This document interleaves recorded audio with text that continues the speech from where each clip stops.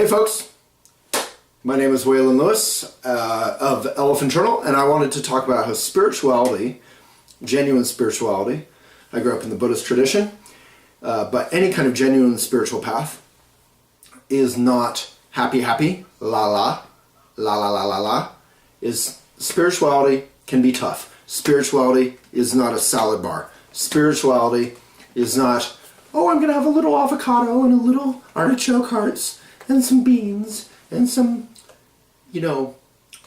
greens, spicy greens, but I'm not going to have this, and I'm not going to have that, and I'm not going to have this. Spirituality is, boom, spirituality is reality in concentrate. Ah! Spirituality is, the genuine spiritual path will be challenging. And I think in our capitalism society, God bless it, God bless capitalism, I think in our capitalistic society, we think everything should be customer service, right? Everything should be like, hi, dear spiritual path. And I'm not talking about complaining to your Scientologist community or complaining to your Buddhist community. There are problems in every community because communities are made of human beings, those crazy human beings. We all should be onto them by now. What I'm talking about is your spiritual path, your heart, your mind. So, we have this attitude toward everything because we're lost in capitalism that we should be able to complain and get a coupon or get a refund if anything's ever hard. And the fact is, spirituality is tough stuff. So Trungpa Rinpoche, my parents' Buddhist teacher, would talk about how Buddhism was not like a salad bar. You couldn't take a little Jesus but leave out, the Old Testament. You couldn't take a little Buddhism but leave out all the boring meditation. You couldn't take a little Scientology with their cool logos and promo videos but leave out the, Tom Cruise jumping on the couch, weird kind of, chain link fences and stuff where they're keeping their people in and taking their passports. Spirituality is life. It's dealing with the good, the bad, the happy, and the sad.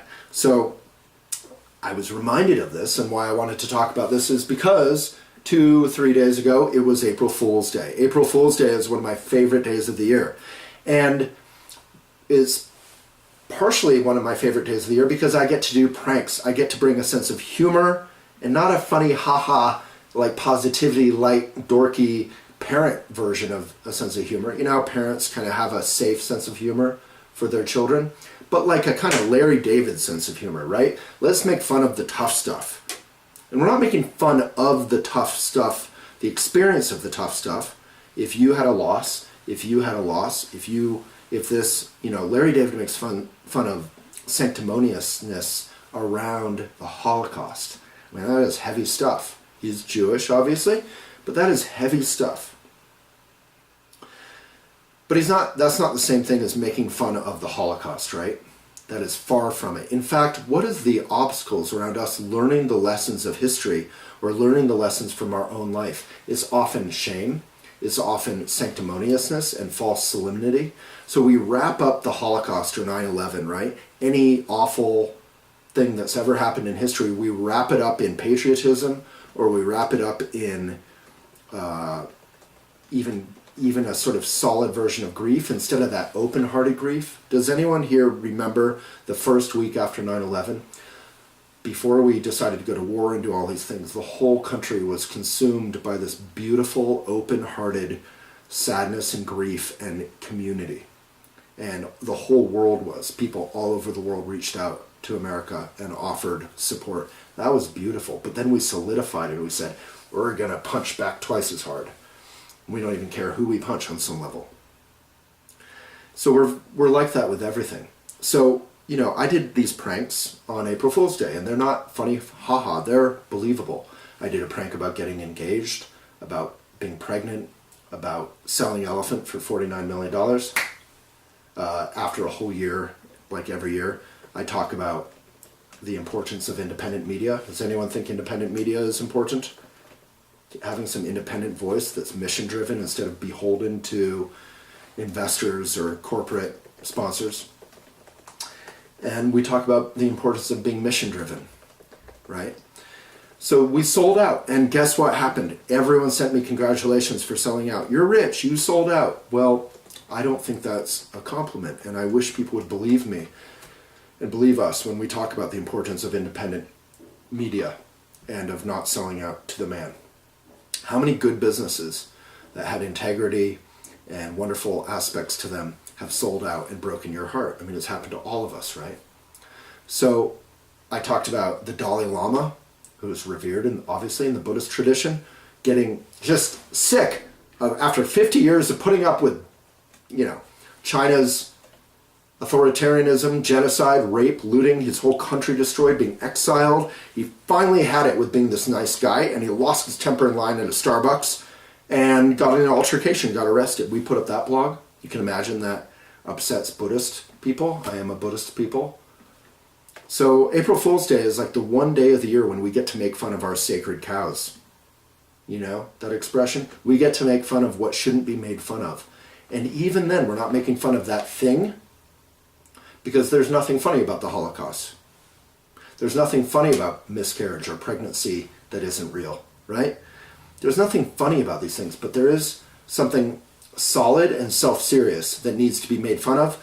We need to pull the rug of life out from under us and remember that life isn't solid, that we can't take ourselves too seriously. I have a quote I like to repeat all the time.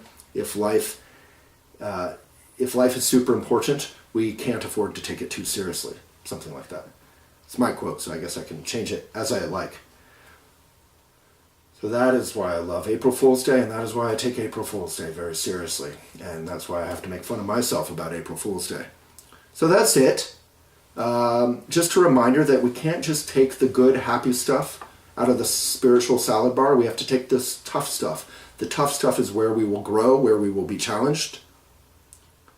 And then it's also not, life is not customer service. Life is not capitalism. Life is hard. Life gives us really hard, unfair moments in life that are heartbreaking. We are never going to be able to call God up and get a refund. And April Fool's Day and that whole notion of making jokes about things that aren't funny is very delicate, right? Because if someone is actually making homophobic slurs or something like that, that's not funny. But if they're making fun of the uptightness of progressives who would rather be right about some issue than, say, vote for Hillary to defeat Trump, so they wound up supporting Trump getting in office, that kind of attitude could be made fun of. Sanctimoniousness, solidity. So yes, it was all an April Fool's joke. None of it is real. I am not getting engaged. I'm not yet having a child, if I am ever that lucky. I am not filthy rich, and I am not a sellout.